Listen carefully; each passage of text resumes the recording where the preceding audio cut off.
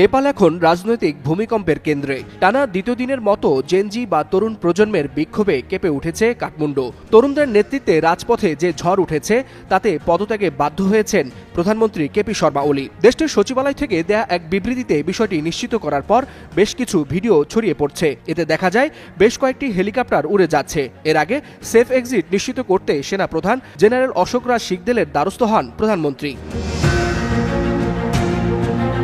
দুপুরে ভারতীয় গণমাধ্যম ইন্ডিয়া টুডে প্রকাশিত প্রতিবেদনে বলা হয়, সেনাপ্রধানের সঙ্গে বৈঠকে প্রধানমন্ত্রী সেনাপ্রধানকে পরিস্থিতি নিয়ন্ত্রণে নেয়ার আহ্বান জানান। তবে জেনারেল সিকদেল স্পষ্ট জানিয়ে দেন, প্রধানমন্ত্রী পদ ছাড়লেই কেবল সেনাবাহিনী হস্তক্ষেপ করবে। শেষ পর্যন্ত এই চাপে সরে দাঁড়ানোর ঘোষণা দেন কেপি শর্মা।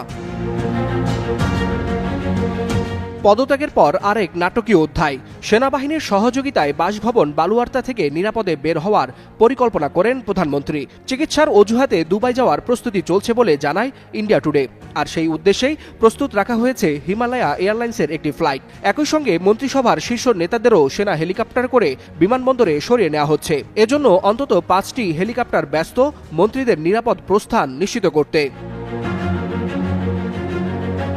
কিন্তু মাঠের পরিস্থিতি ভিন্ন। কাঠমান্ডু, ললিতপুর ও ভক্তপুরে কারফিউ জারি থাকলেও আন্তর্জাতিক বিমানবন্দর এখন উত্তেজনার কেন্দ্রবিন্দু।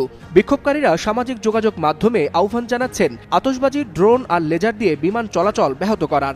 যেন আকাশেও ছড়িয়ে পড়ছে রাজনীতির অগ্নিগর্ভরূপ। এর জেরেই কাঠমান্ডুর বিমানবন্দর বন্ধ ঘোষণা করা হয়েছে। মূলত এই গণ অভ্যুত্থানের পেছনের মূল কারণ দুর্নীতি আর সামাজিক যোগাযোগ মাধ্যম নিষেধাজ্ঞা। সরকারের একতরফা সিদ্ধান্তে 26টি প্ল্যাটফর্ম বন্ধ করে দেয় ক্ষোভ ফেটে পড়েছে তরুণদের মধ্যে। রাজধানী থেকে শুরু হওয়া এই আগুন এখন ছড়িয়ে পড়ছে দেশব্যাপী। পুলিশের গুলিতে শুধু গত 2 দিনেই অন্তত 21 জন নিহত হয়েছেন, আহত হয়েছেন শত শত মানুষ। ফলে দেশজুড়ে একাধিক এলাকায় কারফিউ দিয়ে নিয়ন্ত্রণের চেষ্টা করছে স্থানীয় প্রশাসন। এ যেন হাসিনা স্টাইলেই নেপাল সরকারের পতন। তাই নেপালের এই প্রেক্ষাপট মনে করিয়ে দিচ্ছে গেল বছরের জুলাই-আগস্টে ঘটে যাওয়া বাংলাদেশে গণ অভ্যুত্থানের কথা। ছাত্র জনতার তীব্র আন্দোলনের মুখে গত বছরের 5 আগস্ট ভারতে পালিয়ে যায় তৎকালীন স্বৈরাচার শেখ হাসিনা। ওয়ালিউল হাসানাত, যুগান্তর নিউজ।